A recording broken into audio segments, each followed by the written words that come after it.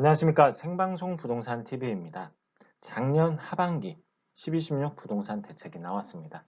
각종 금융규제, 그리고 다주택자 보유세 인상, 갭투자 및 투기 수요 차단 등 부동산 시장 안정화를 위한 대책이었습니다. 12.16 부동산 대책에서 과연 조정 대상 지역 내 다주택자 양도세 중과 한시적 배제가 있었는데 그 이유와 그리고 시장 영향에 대해서 알아보도록 하겠습니다. 자, 내용을 한번 보도록 하겠습니다. 조정 대상 지역 내 다주택자 양도소득세 중과 한시적으로 배제라는 제목으로 지금 현행으로는 그렇습니다. 다주택자가 조정 대상 지역 내 주택 양도시 양도소득세 중과 바로 이제 2주택자부터는 10% 중과가 되고 그리고 3주택자 이상부터는 20% 중과가 됩니다. 그리고 또 여기에서 장기보유 특별공제가 적용 배제 대상이다라는 점이죠. 다주택자들은 양도소득세도 중과가 되면서도 이 바로 장기보유 특별공제 역시 적용 배제가 된다라는 점. 그런데 여기에서 이제 개선사항이 있습니다. 다주택자가 조정 대상 지역 내 10년 이상 보유한 주택을 양도하는 경우 한시적 양도소득세 중과 배제 및 장기보유 특별공제 적용을 시켜주겠다. 적용 시기는 바로 이제 대책이 발표일 다음 날부터 2019년도 12월 17일부터 2020년 6월 말일까지 양도하는 주택분에 대해서 적용을 시켜주겠다라는 내용이 있었습니다. 자, 여기에서 오해가 있을 수 있는 부분이 있습니다. 과연 무엇이냐면은 바로 이 장기보유 특별공제 적용입니다. 개선이 돼서 장기보유 특별공제가 적용이 된다라고 하는데 과연 장기보유 특별공제가 80%가 적용이 될 건가 또는 30%가 적용이 될 건가는 이 주택을 보유하고 있는 형태에 따라서 조금 다를 수 있다라는 부분입니다.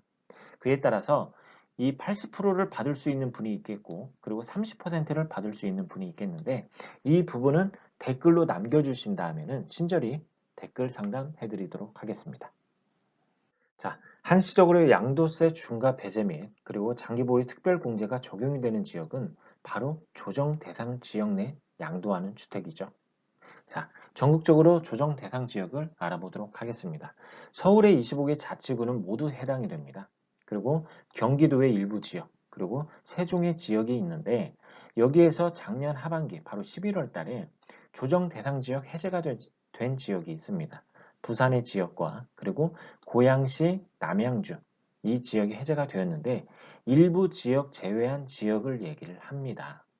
고양시 같은 경우에는 지금 이제 조정 대상 지역으로 그대로 유지가 된 지역은 지금 이렇게 이제 화면으로 보시는 지역이 되겠고 남양주도 마찬가지입니다. 바로 다산동과 별내동은 조정 대상 지역으로 유지하는 지역이기 때문에 이 부분 꼭 알아두셨으면 좋겠습니다. 자, 이제 본론으로 들어가 보도록 하겠습니다. 자, 조정 대상 지역 내 다주택자 양도세 중과 한시적으로 배제. 과연 이 혜택을 주는 이유는 무엇입니까? 정부가 이러한 혜택을 주는 이유, 바로 대표적으로 정부가 공급 대책을 내놓지 않더라도 시장에 매물 확보를 하기 위함이겠죠. 실제로 이런 한시적으로 배제 혜택을 두고 이 공급 물량이 더 많아지지 않겠느냐 또는 그 시기 맞춰서 매수 타이밍을 잡으시려는 분들은 꼭 이 영상 끝까지 보시길 바라겠습니다. 자, 다주택자가 여기에서 지금 보시게 되면 다주택자가 조정 대상 지역 내 10년 이상 보유한 주택입니다. 다주택자가 조정 대상 지역 내 10년 이상 보유한 주택. 사실 이러한 분들은 이미 부동산 재미를 보신 분들입니다. 재미. 어떻게 보면 차익이라고 표현을 할 수가 있겠죠. 현재 이 조정 대상 지역의 어떠한 이제 그 시세를 한번 보도록 하겠습니다. 예를 들어서 한 지역, 강남이라는 지역을 보게 되면은 10년 전이죠. 바로 2008년도에서부터 2009년도라고 이렇게 이제 말씀을 드리고 싶은데 10년 전의 가격과 그리고 오늘날의 가격, 2020년 상반기 1월 달의 가격과 비교를 해봤을 때 2배에서 3배 정도 상승을 한 실제 실거래가를 확인을 할 수가 있겠습니다.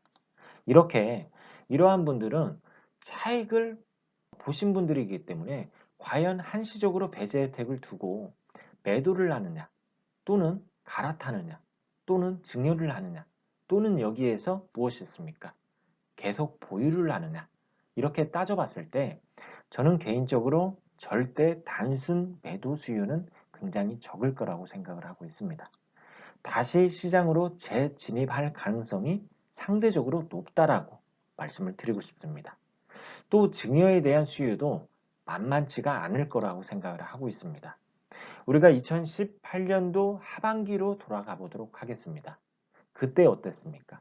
바로 2019년도 부동산 전망을 내다봤을 때 대부분 하락장을 내다봤습니다.